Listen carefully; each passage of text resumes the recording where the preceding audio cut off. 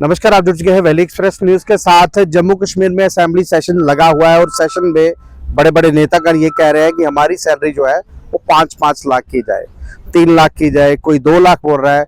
Session खत्म होते होते ये 5 लाख करवा देगी क्योंकि आपस में मिलजुल कर 5 लाख हो जाएगा। एक ऐसा डिपार्टमेंट भी है NYC जिसको मात्र 2500 जो है वो मिलता है और जम्मू कश्मीर में 14 डिपार्टमेंटों में कहीं ना कहीं वो काम करते हैं और ऐसा काम कर रहे हैं। जम्मू कश्मीर का वो काम कर रहे हैं कई सालों से कर रहे हैं। अब इनको जब इनके लिए कुछ बारी आती है तो एक छोटा सा बयान दे दिया जाता है, ये कहा जाता है कि NYC के लिए कुछ किया जाएगा। आसिफ साहब, मेरे साहब, आज सब क्या लग रहा है? 7 साल से ज्यादा का वक्त हो चुका है और भी लोग आपके साथ है, कितनी स्ट्रेंथ है और आप जो काम 14 डिपार्टमेंट्स में कर रहे हैं, आप तो काम कर ही रहे हैं, लेकिन आपके साथ जो लोग और काम कर रहे हैं, यानी कि जिसकी 1.5 लाख 2 लाख सैलरी है, जब आप काम कर रहे हैं, काम बराबर कर रहे हैं, कंधे से कंधा मिलाकर कर रहे हैं, तो कभी सैलरी चुभती नहीं कि आपको 2500 और उसको 1.5 लाख? देखिए, डिफरेंट 14 हमें लगभग 14 साल हो चुके हैं NYC को और 14 डिपार्टमेंट्स में लगभग काम कर रहे हैं। देखिए, पिंच तो हर किसी को होता है, इक्वलिटी तो होनी चाहिए मुझे लगता है। अगर आप भी एक काम कर रहे हैं, मैं भी एक काम कर रहा हूँ, आपकी सैलरी 1.5 लाख है, मेरी सैलरी 2500 है, तो इंसान को ये ह्यूमन नेचर है कि हर किसी को ये पिंच होता है कि यार मैं भी काम उतना कर रहा हूँ, ये भी उतना कर रहा है, तो मेरे साथ ये नाइंसाफी क्यों? ये तो हर किसी के मन में ये सवाल आता है और हमने उठाया भी है कि कम से कम इक्वल पे इक्वल वर्क तो होना चाहिए, ये लागू होना चाहिए, हमारा फंडामेंटल राइट है। मगर यहाँ फंडामेंटल राइट्स की धज्जियाँ उड़ाई जाती हैं, आपने खुद देखा है। नहीं, अगर एक देश एक संविधान एक निशान हो सकता है, सेंटर का कानून यहाँ लागू हो सकता है, जो 14 साल से लोग लगे हैं वो बराबर इक्वल पे में क्यों नहीं हो रहे हो? देखिए, यहाँ तो ये दस्तूर रहा है, पिक एंड चूज का, जो मुझे फायदा देगा वो इम्प्लीमेंट होगा, जो नहीं देगा वो नहीं होगा। तो वो तो होता आया है, मगर कहीं ना कहीं इनका फर्ज बनता है, चाहे LG साहब थे, हैं भी LG साहब, जब LG एडमिनिस्ट्रेशन रहा या आज है, हमें बहुत ज़्यादा उम्मीद है जो हमारे माननीय चीफ मिनिस्टर साहब हैं उमर अब्दुल्ला साहब और हमारे सतीश शर्मा जी जो हमारे स्पोर्ट्स मिनिस्टर हैं, यंग हैं, यूथ है और यूथ की दर्द को उनको समझना चाहिए। हमें उम्मीद है कि हमारी जो दुखती रग हैं उन पे वो ज़रूर हाथ रखेंगे और कोई ना कोई समाधान ज़रूर करेंगे। नहीं, दुखती रख पर हाथ सब रखते हैं और पॉलिटिक्स भी करते हैं, सदन में बोल भी देते हैं, क्योंकि आप पहले भी दिल्ली में जाकर आपने प्रदर्शन भी किया है, उसके बावजूद भी NYC जो है वो लगातार मुद्दों में रहा है। 10 साल तक सरकार कोई नहीं थी और आप बिना सरकार के कहीं ना कहीं काम करते रहे। चलिए, एक सरकार कोई आएगी, आप पूछेंगे, आज सरकार आ चुकी है, आज आपके लिए बोला जा रहा है, आश्वासन ही मिल रहा है ना, कोई क्लैरिटी तो नहीं मिल रही है? देखिए, आश्वासन ही मिला है, अभी तक मिलता भी आश्वासन ही आया है। मगर आज हम ये कहना चाहते हैं, पहले हर किसी के पास एक जवाब होता था कि यहाँ पे कोई चुनी हुई सरकार नहीं है। आज चुनी हुई सरकार भी है और अपोजिशन भी है। मुझे लगता है कि इन मुद्दों पर राजनीति नहीं होनी चाहिए। जब युवाओं का मसला आए तो आज आपके चैनल के माध्यम से जो अपोजिशन में बैठे हैं उनको भी हम कहना चाहते हैं, भाजपा के लोगों को, क्योंकि उन्होंने भी हमारा मसला उठाया, उनका हम शुक्रिया अदा करते हैं। उनको भी इसके लिए एफर्ट्स करने चाहिए क्योंकि सेंटर में उनकी गवर्नमेंट है और यहाँ हम जम्मू कश्मीर में जैसे NC की गवर्नमेंट है, उमर अब्दुल्ला साहब, सतीश शर्मा जी है, इनसे भी रिक्वेस्ट करना चाहते हैं, इनको मिल के युवाओं के लिए कुछ करना चाहिए। अगर सेंटर से फंड्स की जरूरत है या सेंटर में कुछ करने की जरूरत है तो BJP को भी चाहिए एक जोर लगाए कि ताकि जम्मू कश्मीर की तरक्की और बेहतरी हो पाए, युवाओं के बारे में कुछ हो पाए।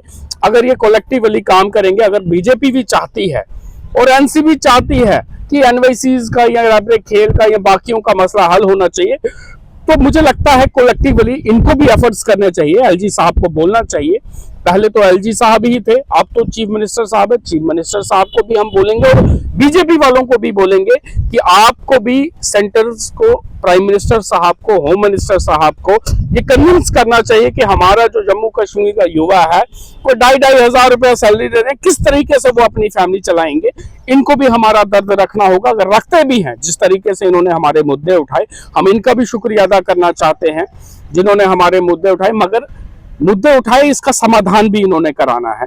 इन्होंने इस मुद्दों पे पॉलिटिक्स नहीं करनी चाहिए, ये मैं ये कहना चाहता हूँ। जिस भी डिपार्टमेंट में आपके लोग काम कर रहे हैं, जहाँ भी है, अगर वो वहाँ ही सेट कर दी जाए, सैलरी बढ़ा दी जाए, चलिए 2,500 नहीं, कम से कम 14,000 तो एक करनी चाहिए, क्योंकि हर 5 साल के बाद इंक्रीमेंट जो है वो आपको देना चाहिए। अगर 14 साल पहले किया था तो आज आप कहाँ होते, ये डिपार्टमेंट कहाँ होता, एनवाईसी जो है वो इनडायरेक्टली सैलरी जो है इनहांस हो रही होती। ये सरकारों को सोचना चाहिए था, लेकिन ये आज भी बोलते हैं ठंडे बस्ते में, हाँ जी बात कर दी है, होगा, कुछ होगा, कब होगा। देखिए, आज भी हमारी मीटिंग हुई जब सतीश शर्मा जी से, तो हमने भी उन्हें कुछ सुझाव दिए हैं, क्योंकि हम जानते हैं कि 4 महीने में रेगुलाइजेशन पॉसिबल नहीं है, क्योंकि इनको गवर्नमेंट संभाले 4 महीने ही हुए लगभग। हम इनके साथ कोऑपरेट करने के लिए तैयार हैं, क्योंकि हम पढ़े लिखे लोग हैं, हमें पता है कि कोई 2 मिनट में काम या 1 महीने में नहीं हो सकता।